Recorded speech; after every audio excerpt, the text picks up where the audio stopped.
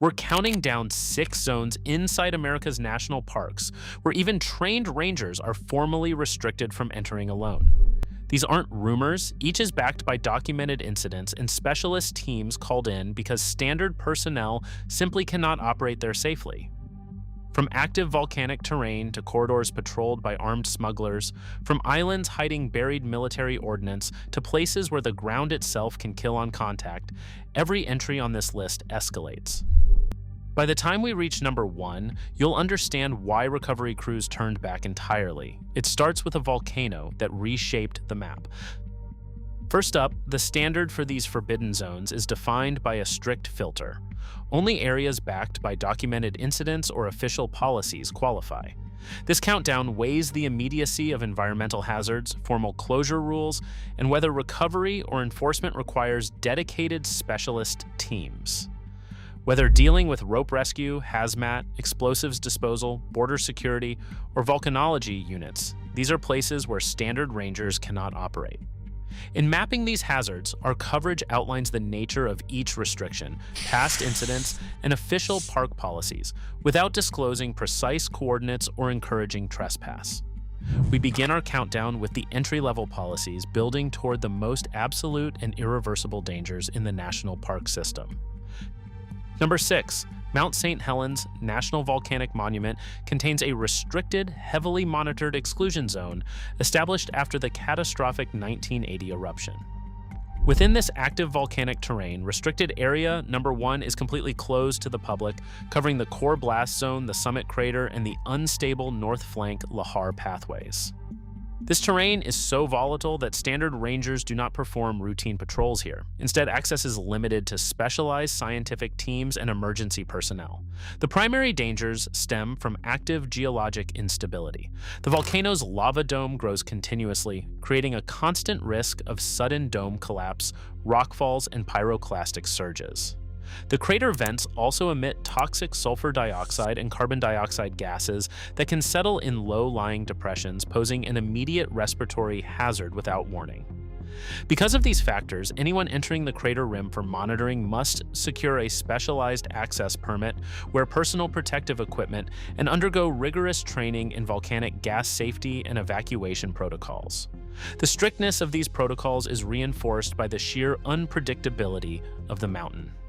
Lahar pathways remain active during heavy rainfall or rapid snowmelt, capable of sending massive mud flows down the valleys at high speeds. Geologists and Forest Service personnel rely on seismic sensors, GPS networks, and gas monitors to track ground deformation rather than putting feet on the ground. When activity spikes, the Incident Command System orders immediate evacuation of all non-essential personnel. This system ensures that only trained specialists equipped to survive a sudden eruption are permitted within the mountain's hazardous core, keeping standard patrol rangers far away from the active danger zone. Number 5. Big Bend National Park. In this vast, sun-baked desert wilderness, the primary hazard keeping standard patrol units out of specific zones is not geological instability, but active security threats along the international border. The remote Rio Grande corridor serves as a frequent transit route for smuggling networks where the rugged canyon terrain limits visibility and radio coverage. The park's immense scale, spanning hundreds of thousands of acres along the Mexican border, creates vast blind spots that are difficult to monitor. The constant potential for armed confrontations in these isolated sectors prevents solitary rangers from conducting routine patrols. This danger is grounded in documented law enforcement incidents.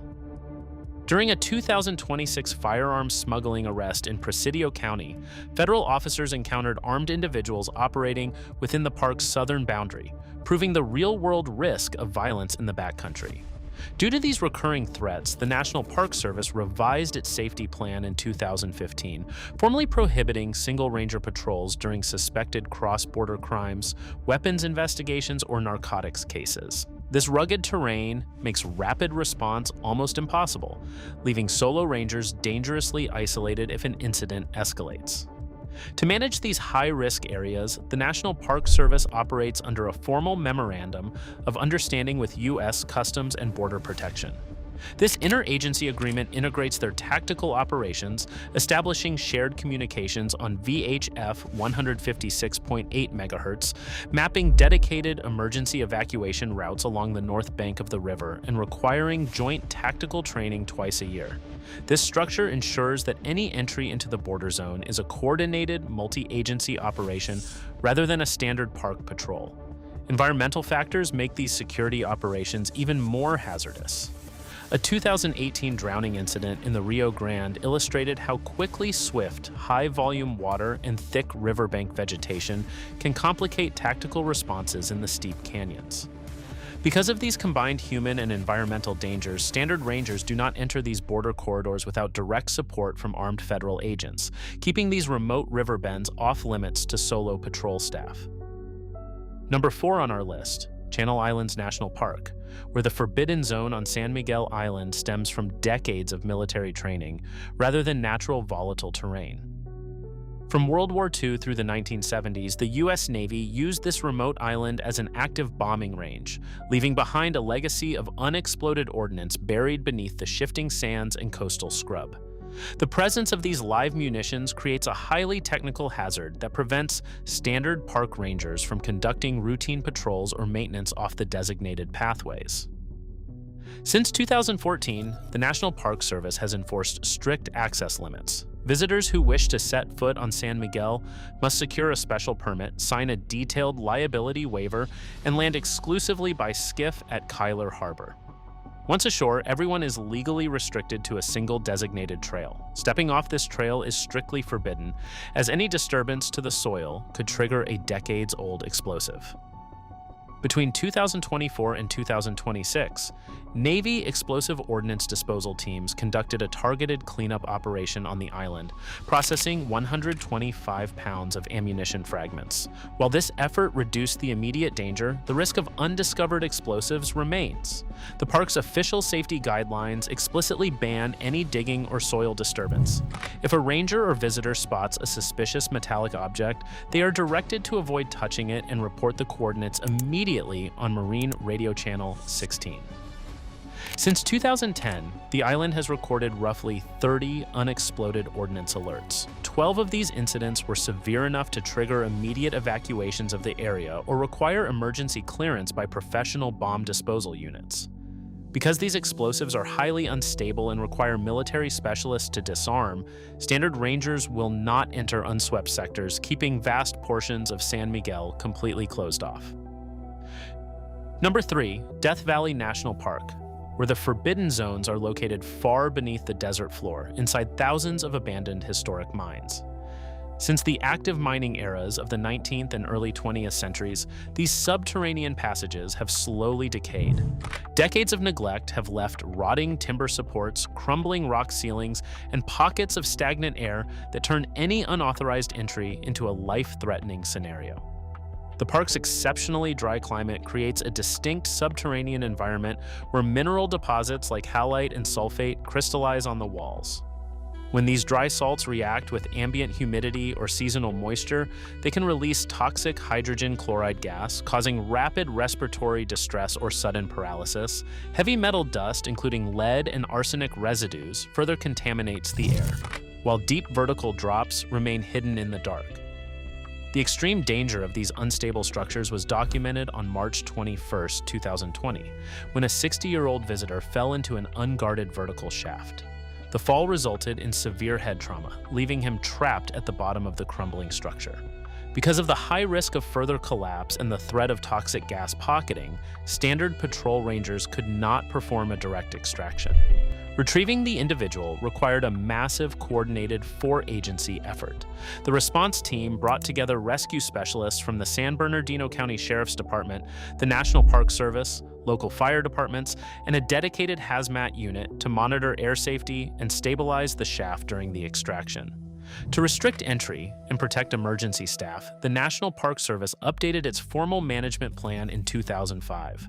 Under these safety guidelines, standard rangers are prohibited from entering any mine portal without direct hazmat authorization and certified cave rescue training. This policy ensures that patrol staff remain above ground during incidents, leaving search operations entirely to outside specialists. Official records support this strict approach, documenting 18 major mine accidents since 1980, which have caused 12 severe injuries and 4 deaths. Under the Federal Park Protection Act, entering these closed mine sites is a federal crime. Violators face up to a $10,000 fine and 12 months in prison, which can increase to $25,000 if the trespass causes structural damage or requires an emergency response. In second place, Yosemite National Park's vertical granite monoliths centering on El Capitan contain high-angle zones that standard patrol rangers are strictly prohibited from entering. On these massive rock faces, near vertical profiles and unstable thermal wind currents turn even basic approach and rescue work into technical operations. Standard patrol staff do not carry the necessary specialized hardware or possess the advanced climbing credentials required to traverse these walls. Consequently, the Park Service treats these vertical cliff sectors as restricted zones, excluding non-specialist rangers from executing independent operations or conducting routine patrols. The extreme hazard of this vertical landscape was highlighted during a technical operation on September 11, 2014. A climber on the nose route of El Capitan, located at an elevation of approximately 2,900 feet, fell 20 feet and suffered serious traumatic injuries. Standard ground rangers could not access the location.